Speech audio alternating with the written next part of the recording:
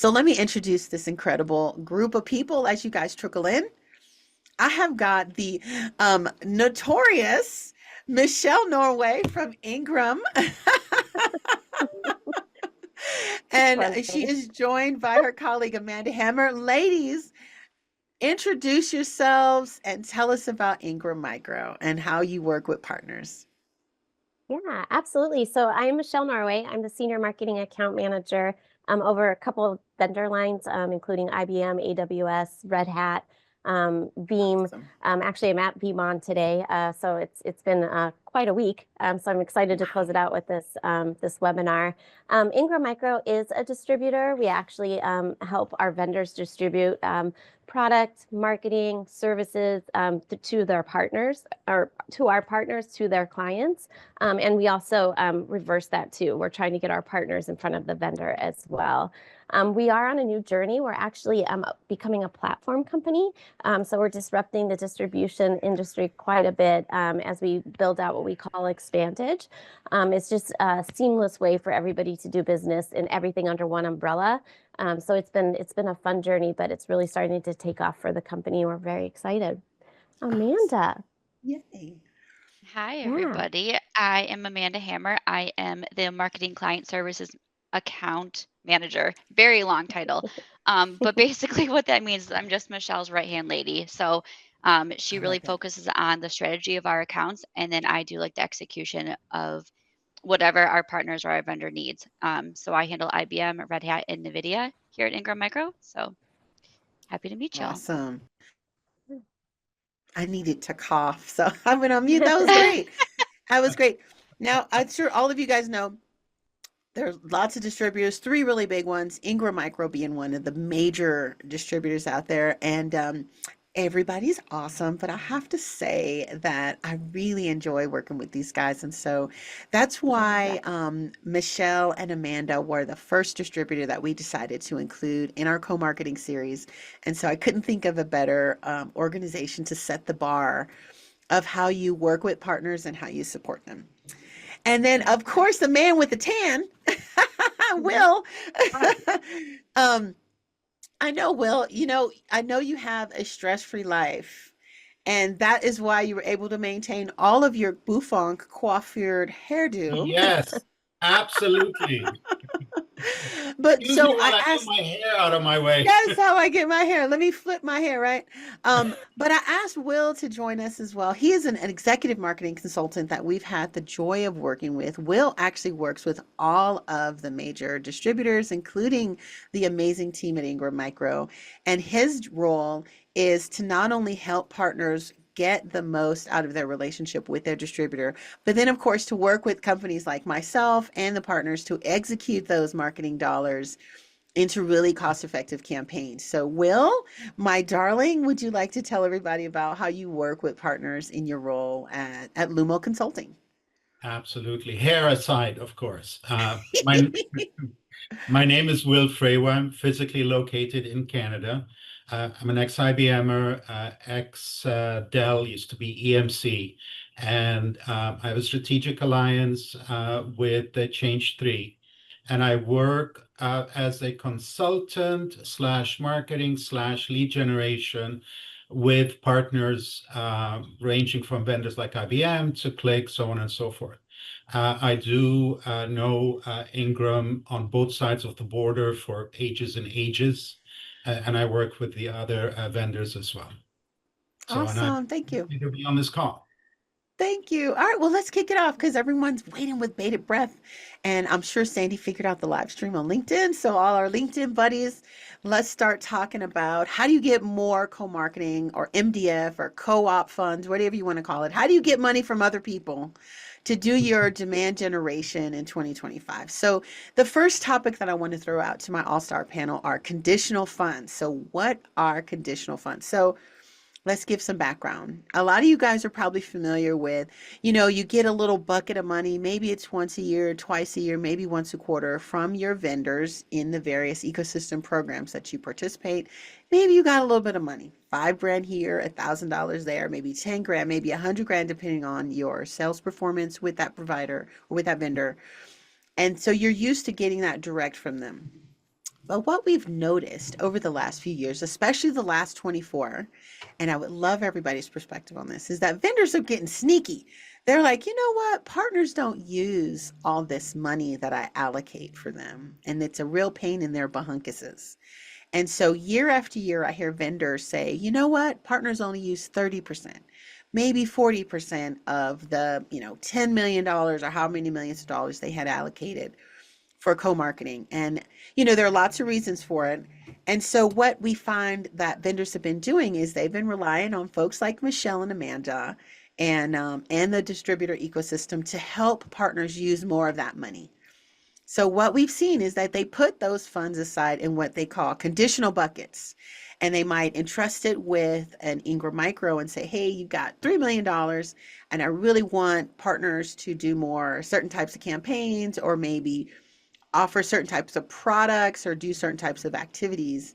And they entrust that money to a distributor or maybe an agency, but it's usually a distributor, to work with partners, to find those partners, vet them, make sure they're the right partners, and they've got the skill to offer that solution, and then they help them get a campaign going. So ladies, does that sound like, are you seeing that too on your side with these kind of buckets of conditional funds? Yeah, I think post-COVID, I think Yeah. a lot of things changed, right? I think Yes. in marketing, the live events went away for a long time, so we had to be creative in how we wanted to spend those dollars and figure out how to get the dollars. And I think that's where we saw some of the partners fall off, because they were very heavy into those bigger events, live events. So they have reswizzled them, and I do think the distributor does get some of those funds, but it's a way that we can give back to those partners and help them with their marketing journey. I think that's where the big digital marketing campaigns and those things leads, like with Will. That's where we find that we're starting to invest the money again as live events start to come back to life. So I think that's kind of the why it fell off. But there are those funds that do come through. I think it's really important to talk to your distributor to really try to hone out a good plan, because if you do get those dollars, there's usually a small window to spend them, to get the ROI back, to claim it, those kinds of things. So I think really just kind of understanding your plan and how you want to go to your distributor and say, hey, these are the 6 things I've got. How can you support me with that? It's going to be an easier conversation for us to take those funds and invest into you. Right. So they're definitely there. And we do want to really help the partner, and we really want to try to figure out how to get them the leads. So have that conversation, because there is money there. I love it. See, you said exactly what I was hoping you would say, which is have a distributor or have a conversation with your distributor, right? Ask. And I think that that's really the big theme for everybody, listening in and thinking about how do you get more co-marketing funds, because marketing costs have gone up, lead generation costs have gone up. It takes more effort to get that well-qualified lead. So how do you close the gap? Well, you got to go ask your buddies, right? Yeah. Go find out Michelle and go find Amanda and find your distributors. And you might have more than one. Talk to all of them, right? And ask, can I have $10? Right? Yeah. Right? Yep. And it's not right. Do you guys welcome those conversations? So if the partner comes with their cup out and be like, I need $5, that's a conversation you're looking forward to, right? Yeah. Absolutely. Absolutely. I mean, we all want to win, right? We all want to fill the pipelines and get the leads. And that is something we do want to help with. I do think it's important that conversation can lead to more multi-touch campaigns, keep the marketing going, not a one and done kind of thing. So I think the distributor or agencies can definitely help get that message out, because you don't want to just stop, right? So you got to keep. That's why I think that conversation, then maybe you get more funding as you go, right? If you've got one good event and you can follow it up with another thing and another thing, another thing. So I have that conversation. Yeah, we're here for you. We're an extension of your business to help you succeed. That's such a great input. And so here's the inside tip, right? The inside scoop, folks. It's and what Michelle also said is come with the plan, right? Be the man or the woman with the Yeah. plan, right? And make Yeah. sure you've got a plan. And so, Will, I'm going to turn to you and then I'm going to ask you, Amanda, as well. So, Will, this is one of the things that you and I work on a lot when we first start working with partners. And we also have partners that we work with on a long-term basis. We often get together with them. We come up with like a program, or I don't like to say campaign because that makes me think about politics. So I like to say a program. It's like ongoing, you know, Project. a project, right? An initiative. Um, but what we like to do is we get together with our partner clients and we think of a long-term strategy like what Michelle was saying. So it's not like a one and done, 1 3 month program. You know, we think about something that's really something that you can do for a long period of time to identify new prospects, vet them, bring that pipeline, you know, progress those leads. So, Will, what do you do when you meet with those partners, whether you already know them or they're brand new? What are the things you usually advise them to do with regard to planning so that they're ready for an approval when they meet with Michelle and Amanda or, you know, their vendor? It's interesting the way you put this, Nico. The first thing, whenever we meet with a partner, they're usually overwhelmed. They don't know what to do. They don't know how to go talk to, Michelle or Ingram, and they're kind of like, what are we supposed to do next? And the next question they have is, what do I do with the money I think I have? I've got. So, news says that, I don't know, JCPenney has been hacked or whatever the case might be. Vendors start putting their money into cybersecurity. People talk about AI. Vendors start saying, well, we want to do more of AI. So the first thing is choose what is the subject that you want to go out with, right? Because you don't want to go out with, I don't know, let's take an old operating system. IBM used to have OS2. Nobody's using OS2 these days. There's no amount of money that's going to make you buy OS2, right? Kind of, ages me a bit, but that's, being an ex-IBMer. So, I mean, choose your subject and then have somebody who will help you, and then have somebody who can go to your distributor, have a chat with your distributor. They have a lot of resources to help you. They have a lot of things that they can do with you. They can also advise you of the, where does the money bucket come from?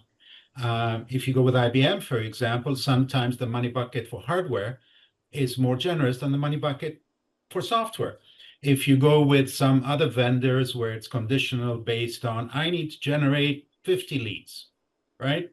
Again, since I work with multi-vendors and I get to see multi-points of view. And then once you have that plan, submit your plan, get your approval, include your distributor, start the campaign. And then here's the part that most partners sometimes get even more overwhelmed than they were previously. What documents do I need so that I can provide proof of performance so I can get paid? There's no point in getting agreed upon plan if you don't get paid at the end of it because you chose something the vendor doesn't even agree on. So distributor and folks like, you and I, Nico, can kind of help guide, call it white glove service for lack of a better description. Yeah, I like to put it, and then I'm gonna turn it over to Amanda too. The way I like to think about it for 2025 is everybody's super busy. You're busier than ever, probably, right?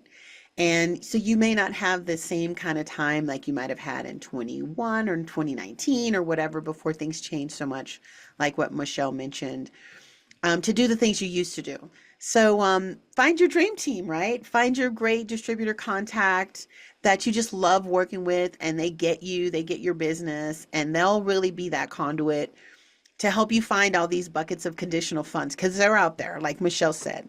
Vendors are they're changing their ecosystem programs and how they're bringing resources to bear to partners. Distributors are becoming so much more important. That's really the headline that I wanted to emphasize in today's discussion is, back in the day, y'all, you might have been used to going and getting all your monies by yourself. But right now, thanks to some changes in how, the ecosystem programs are managed, distributors are so much more important. They've always been important, but they're really important now when it comes to your co-op, MDF, and co-marketing. And not only that, but those guys have been tooling up and integrating deeply into the vendors so they can really just give you a deeper lens into like what success is going to look like, what you should be looking for, and then how to get more money. Like Michelle said, you're going to have a successful program. How do you keep that successful program going? So that's the number one headline. The other one is where you might be thinking, like, what are these fools for? What do I need Nico and Will for? Well, guess what? It still takes more effort to make sure you've got a great plan, that you're monitoring those results, that you've established great measurement and KPIs. Because Michelle, baby, she is busy, and so is Amanda. She does not have time to hold your hand. But we do. That's my job. My job is to hold both of your hands, and all your team too, and get you guys through your program really successfully and go through all the bumps and bruises. Because, baby, it is hard sometimes out there to make sure that you're meeting those really well qualified prospects and you're progressing them. And so that's really where an agency partner can be so effective, especially if you have a small sales and marketing team on your side. We like to work with really small partners where it might only be one sales leader and then maybe 2 or 3 or 4 really amazing salespeople. Well, your salespeople don't have time to, deal with claims and proof of performance and lead all that sort of stuff. That's what we're for. And that's where the agency comes in. So it's like having your dream team, have your distributors, find your right contact at the distributor, find a really great executive marketing consultant or agency partner. In the case with me and Will, we like Bobsy twins. And so we work together a lot, but find that, because the other headline I want you guys to walk away from is baby, it is harder now, right now in 25, to generate quality leads and progress your pipeline than it's ever been in all time. It takes, like Michelle mentioned, and I'm sure Amanda will talk about this, it takes so many touches in so many different channels. You can't just be like, I'm gonna do an email campaign. That's not effective anymore. You've actually got to do 360 surround, full funnel marketing with full attribution, and all these buzzwords that half you guys don't care about and don't want to know about, but they actually matter. And so that's why it's important to add that capability. And I'll put it to you this way. When you go meet with your commercial business customers and they're like, oh my gosh, I do not want to worry about, my systems, my backup and recovery, my, threat protection, or whatever topic or the subject, as Will mentioned, that you're talking to them about and telling them that they need you to help them. Well, it's the same is true on our side, right? When it comes to growth and demand generation, you don't want to be bothered with all that sort of stuff, but that's what we deal with every day. So you got to build your dream team. So Amanda, my darling, I have saved the best for last. You have been so patient. So what would your point, you're very focused. So what's your thoughts about, finding these buckets of money and what partners need to gain access to those money, to those funds? What would you share with the group? I think it comes off of like building those connections. So, like, for example, Michelle and I just got back from a partner event that we have, and it was my first time going, and building those relationships and knowing that they have us to lean back on it's going to build Priceless. everything to, like, yeah, to move forward. So they're going to come with us now. We're going through our follow-ups, and each of them we're having these conversations and like what they need from marketing and from like our support. Some of them are looking for leads, some of them are looking to run webinars, some are looking to launch their brand new like AI tool that they're building. So it just depends on what the partner needs and then how we can back in and support them. So, like, again, what we can offer from a marketing perspective has been ever changing, and Michelle knows this much more than I do. But whether it's a podcast that they can go out there, a video, Yeah. if we are going to get them some leads, it really just depends on what they need. But it all starts with like their relationship and making sure they know that they have us to like lean back on. Oh my gosh. Like I said, I saved the best for last. That's That's the good. third headline, you guys, right? So, work more closely with your distributor, get your dream team, right? Get that extra help because it's a little bit harder to do things. And Amanda's point is so that, girl, we got to unpack what you just said. Okay. You said it starts with a relationship, but it's actually deeper, right? Like in the past, partners might have been like, oh, I'm not going to go to that vendor event, or oh, I'm too busy, or that program is too long. I don't want a 2-day, networking session, or I don't want to meet you at, a trade show or whatever. But what you're saying, like, and I know what you're saying is, partners, you guys got to get out there, right? If you aren't used Mhm. to going to a lot of these partner focused events that companies like Ingram Micro are hosting, or meeting with distributors or vendors at trade shows or things like that. Well, in 2025, set a couple of dollars aside and set some time aside so you can do it. Because, right, that human connection, that relationship is so important. So did I hear also you're more likely to get money if you know these two ladies here? It is an But you know what? advantage for sure. It is, right? No, I've seen it. I've been working with a bunch of new partners, and everybody's awesome. I honestly, I know this sounds crazy, but I love everybody. Everybody's got something special and awesome about them. And so some of the new partners I've been working with, one in particular is like homeboy. He actually used to be part of an MDF program for a big vendor, and then he started his own, consulting company. He's just killing it. He's doing great.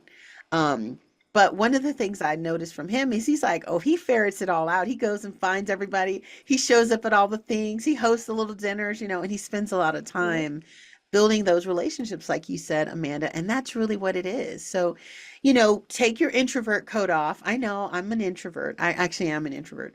Take that coat off and put your extrovert hat on, and, get yourself out there. You might have been able to get by without doing that pre-pandemic, but now those personal relationships are so crucial.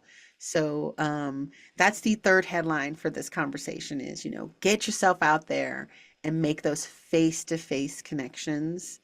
The same is true for your pipeline people. So let's shift our conversation. So we talked about, how do you get more funding? The answer to that is work more closely with your distributor. It was a secret hidden message, you guys.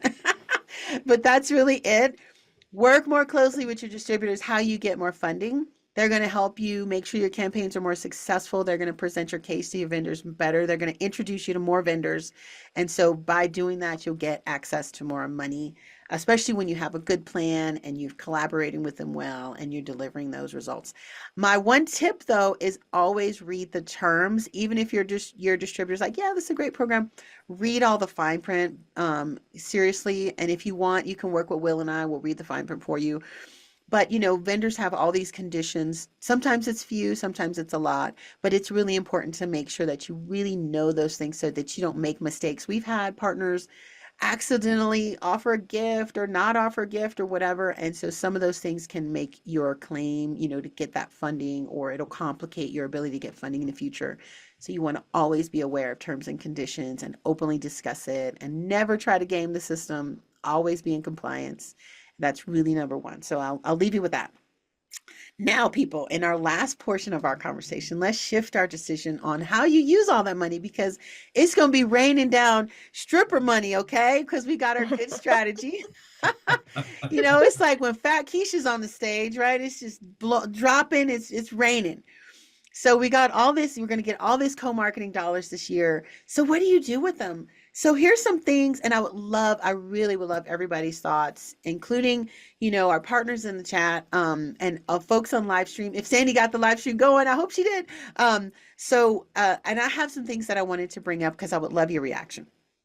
All right, so I have 6 things listed here, and I'm not gonna go in any particular order. So Michelle, you mentioned live events are coming back, and I couldn't agree with you more. Will actually did an event with us at the end of last year about the big trade shows for this year, and we see so much more going on with trade shows. So I think we all agree exhibiting at conferences. Yay, we're on live stream.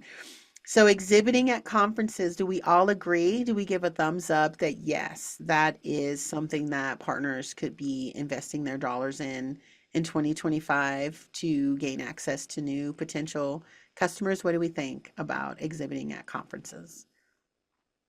I think there is some benefit for partners to go to them. If you're not exhibiting, at least you're networking, right? And you're trying to Sure, find yeah. find those new connections that could potentially bring you more leads. If there's various different levels of solutions at that conference, like Will, you brought up a great point. Like, don't choose all the solutions, pick one that's going to be really good that you can focus in on, meeting those people and networking. So I see both sides of it, right? Like, you could potentially still do a booth, but just make sure you show up, you have a plan, you're meeting the right people, you're networking, because that does open up a whole slew of opportunities for you, right? Like Yeah. anything from leads to finding speakers for events or whatever it is that you need to do while you're Yes. there. Yeah. Yep. Yeah, I Yep. would say partnering Maximize it. too. Don't be afraid to partner. You probably Yeah. can go out and if you're doing a solution and you know another partner has a better capabilities, it's always nice to network and Work partner together. into deals. So you've got that as I well. love it. Okay. Yeah, so I do think it's both sides. I think you could do both. All right. Yeah. So you could attend a Yeah. conference or you could exhibit Yep. or sponsor or something Yep. like that. So live events. Yep. Okay, cool. Yeah. So here's something more spicier. So one of the things that we've been working with different partners on testing and trying things out is paid media outside of the norm, right? So everyone's used to, especially for tech providers, LinkedIn, right? And LinkedIn is like the Maybach of social media, right? It costs exorbitantly more than everything else, but it is Yeah. great, right? It's for a reason. But I've been hearing a lot, and we've been doing a lot around Reddit, TikTok, Yep. Instagram, and Facebook. So what do people think about that? These non-traditional, more kind of consumery social media platforms. What do you ladies think? So if a partner came to you and said, I've got this great idea to do more on social media and I want some extra budget so I can do paid media across all these platforms, not just LinkedIn. What do you ladies think about that? I love it. I think you're going to hit a broader audience, to be honest. I mean, Correct. coming from Michelle's going to love this one. I'm not even on LinkedIn. So like for I'm for stuff dead. to be You out just on killed me. LinkedIn, I know. For stuff to be out on I'm LinkedIn, like done. it's not going to hit. It's not going to hit Mhm. me. And I know Right. I'm not the only one out there. I might be in like a That's smaller pool of so people, interesting. but like I So what think social like network in are you on? Mhm. like I can go on like I'm on Facebook, I'm on Instagram, but like my Yep. husband goes on Reddit. So like I think it really just depends Yeah. on the clientele Super and duper. who you're gonna Hmm. hit. Yeah, Yep. it's interesting. Yep. I love it that you're I like love it. I Amanda, I'm didn't think hugging about you. that. I love it. So I love that. That was my favorite thing for. See, you were just killing me. I'm done. I'm done. I'm ready to go, y'all. So okay. So Michelle, what do you think? What's your thoughts on that?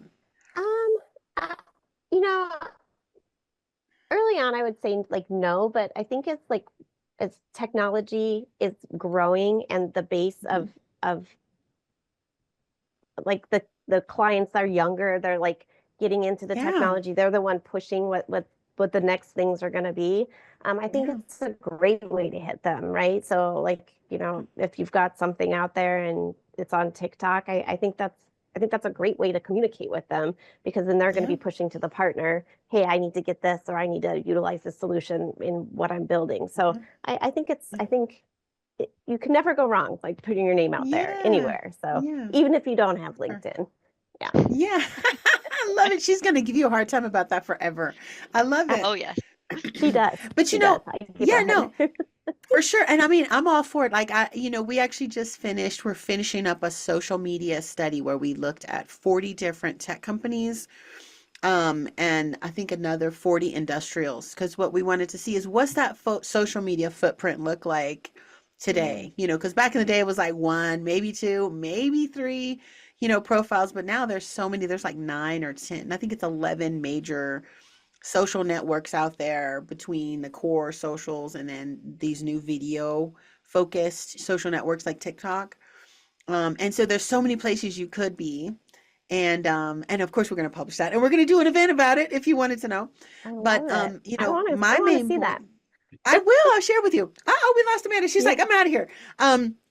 But my main point is people are in so many different places and it's really important for you to get out there. Now, the way you talk on LinkedIn might be a little bit different than what you talk about on TikTok or Instagram or Facebook or what have you. And you can I will say tweak because you want to be yourself and authentic and consistent as a brand and as a personality. But you can do more fun stuff in certain environments. And so I would definitely encourage everyone to think about, maybe you pick one or more of those. X is another platform. I know it's got, the whole Elon angle and that maybe people would consider that to be a little bit, spicy, but it is a major platform You know, they've got some unique capabilities as well.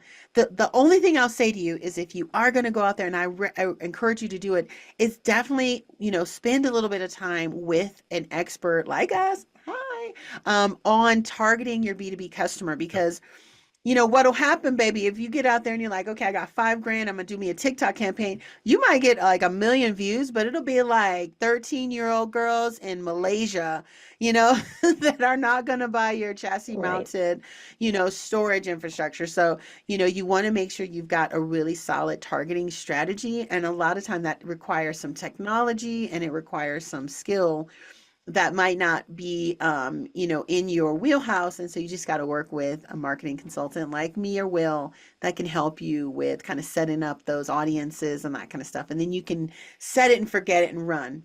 All right, I got a couple more that I wanted to see what you guys thought about. So the you know, the things I have listed that I, you know, that I say are things that you guys should be looking at for 2025 are definitely sales support, right? It's just harder these days to get people on the phone, to progress them, to build a relationship, get them to go to lunch, because folks are in their pajamas 2-3 days a week there. You know, they don't want to chat with you. Yep. And so right? And so it's like figuring out how do you make the connection. So sales support is something that you might not have had to invest in the past, and you may not be investing in it now, but I would absolutely recommend you talk to your distributor, talk to your vendors about getting some fundings for sales support so that your top sellers aren't placing as many dials and they're not doing as much sales administration. SFA can only go so far. Like right now, it's like boots on the ground are what are really needed to progress and build those relationships. And so that there we go. Here, that's where I come in again. You know, we've got, you know, that's what we do. You know, you find or you hire, you know, hire you a real sweet, nice little college student that doesn't mind and they're bright-eyed and bushy-tailed, and then they can do all the phone calls. You know, there's lots of ways to skin the cat, but I would encourage you to hire professionals that are really skilled at doing it. So sales support. But here's one of my spicy topics is what I call ultra personalization. And we're actually working on some tech. I know, like with Ingram, they're building a platform. You know, we build platforms too for you know, partner marketing and small business marketing. But ultra personalization is my theory, and I want you guys to just debunk my thoughts if I'm just way off in left field.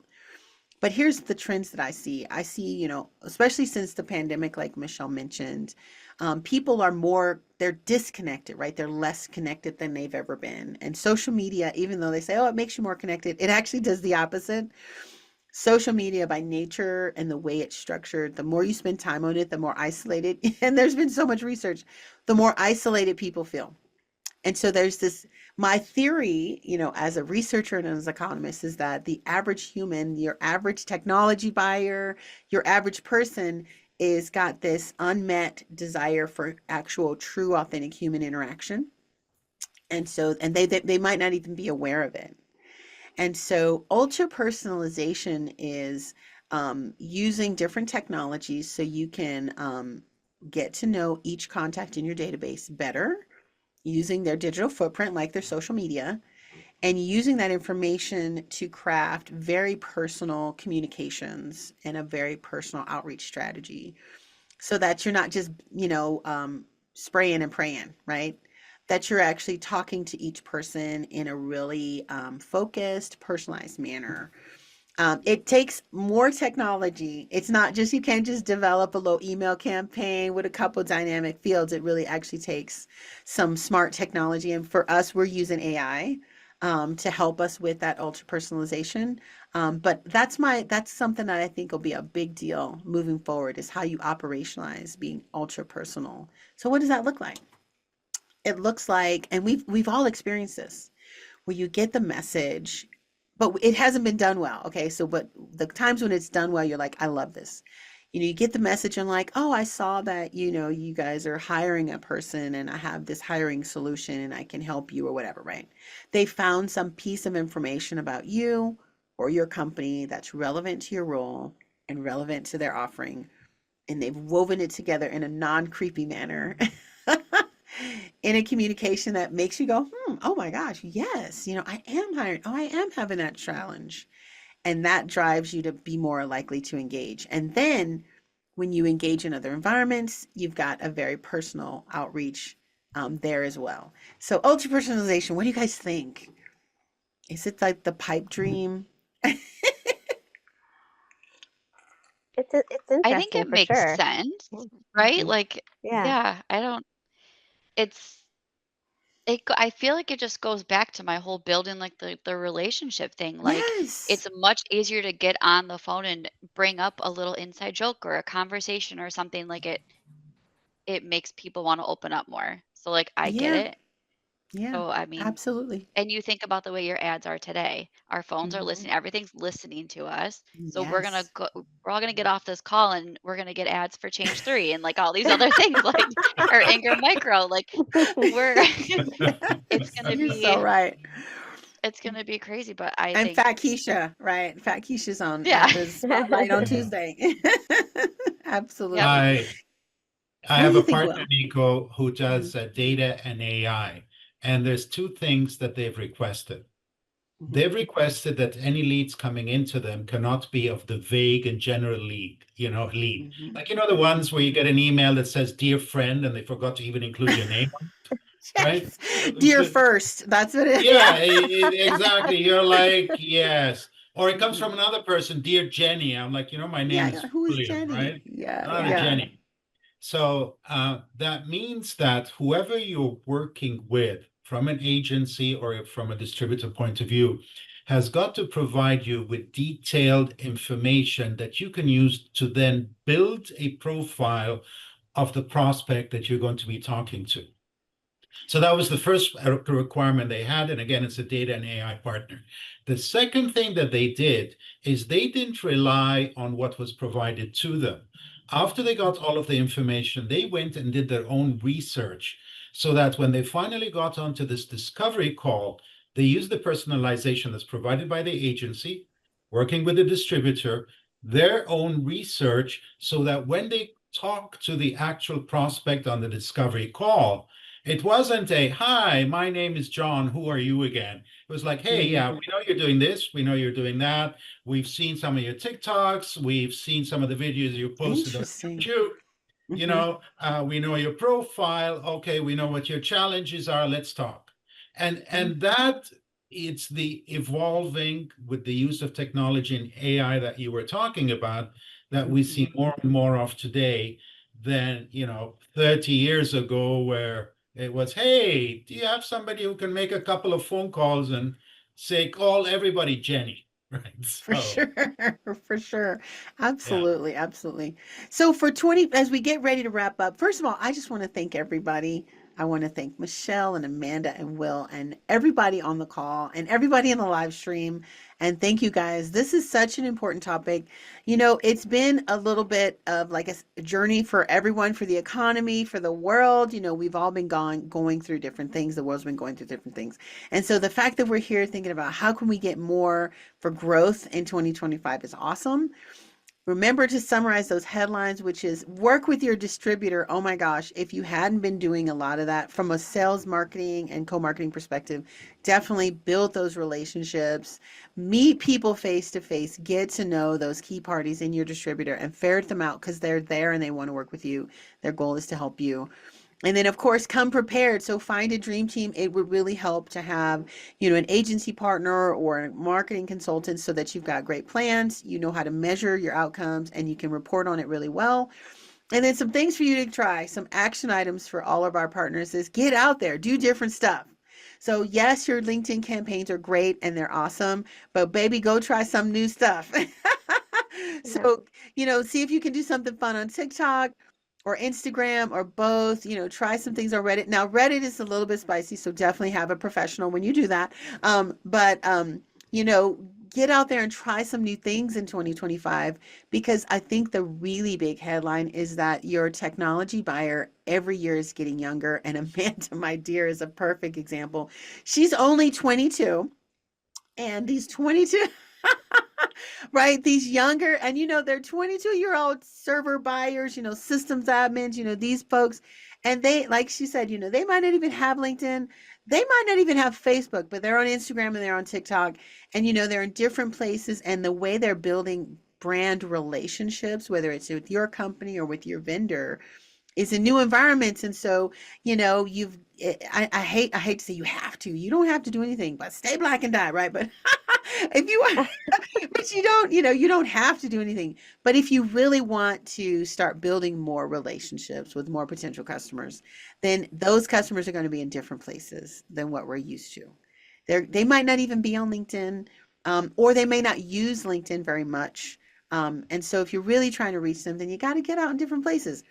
Go to events, get on different social media, get your message out there, and try to have fun with it. So as we wrap up, any last advice or any last words?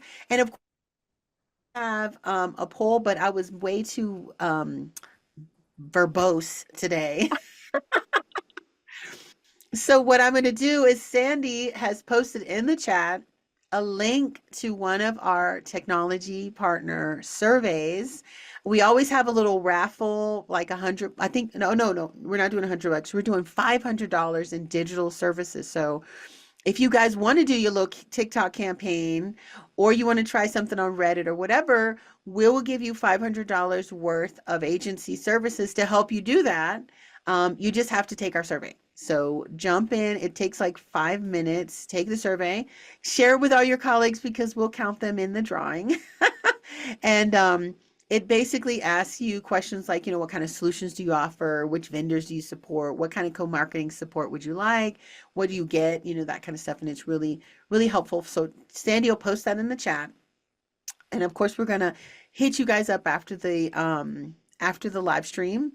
And then the last thing is Q&A, but I'm going to give my expert panel a final chance to share any last insights with our audience on LinkedIn and everyone in the room. So any last words? We'll start with Michelle. Yeah, well, thank you for having us. This was a great conversation, so I really do appreciate that. But I think I'll just lean back into, use your network, use your distributor, use your agencies. We're all here to help you, fill the pipeline and close those sales. It's an extension of your family and your business. And like we said, there is money there that can definitely help you out. But yeah, definitely lean into your distributor for sure. That would be my final little thought there. I love it. Amanda, what are you thinking? I just want to say thank you. I mean, I mimic really what Michelle says. We're here we're all in the same thing, right? We all want to build pipeline, close business. So whatever we can do to assist that's what we strive for. So I love it. And Will? Don't underestimate the treasure trove of wisdom that distributors and agencies like us have. We've all been doing this for a while. We know what a vendor will accept, what they will not accept, what works for particular solutions, what doesn't. And because of the numbers of partners that we deal with collectively on this panel, right, we can come up with some ideas that you may not have thought of that would give you the core marketing funds that you need and would get you to what Amanda and Michelle were saying, which at the end of the day, build your pipeline and get some wins in. Right? I know it's hard when you're a smaller company and you're overwhelmed and you're like, what do I do next? And, use us as a library, for lack of a better description. I love it. I love it. Yep. And the main thing is just keep your head up, keep pushing forward and have those conversations, build the relationships and just go one step at a time. It's all about really good execution. If you bring in 2 really good leads and they both turn into wins, that's awesome. You'll probably be able to get maybe a couple more dollars next quarter. Then you try to get to 3, and it's just really all about building a very strong foundation and working with great folks like what we got on this call to help you do it. So guys, thank you so much for joining me. This was so much fun.